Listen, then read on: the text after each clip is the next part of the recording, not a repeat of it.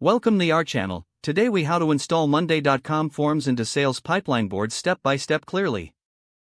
To begin, log into your Monday.com account. Navigate to the board where you want to add the form. Click on the Forms button located at the top of the board. Select Create Form to start setting up your new form. You will now see a blank form template. Begin by adding a title for your form that reflects its purpose. Next, add the necessary fields to collect information. Click on Add Column to introduce different types of fields, such as text, email, or drop-downs. Customize each field with specific questions related to your sales pipeline. Ensure that the fields required for submission are marked as compulsory. Once you've added all the fields, customize the form's design if desired. Now, go to the Share Form section to get the unique link for your form. Copy the link provided for easy access. You can also share the form via email or social media.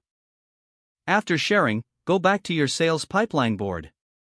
You will need to connect your form responses to specific columns in your board. Click on the Automations button on the board. Choose an automation that suits your needs for moving form submissions into your board. Set the trigger to move new entries from the form to designated columns in your pipeline. Test your form by submitting a response to ensure everything is functioning correctly.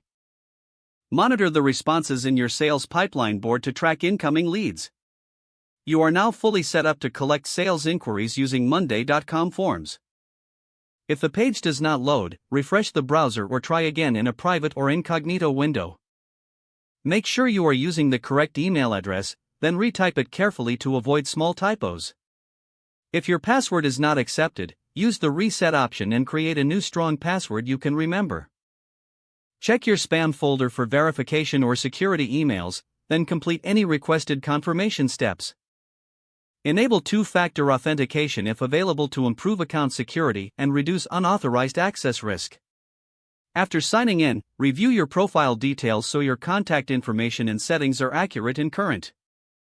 Don't forget to like this video and subscribe to our channel for more step-by-step tech guides.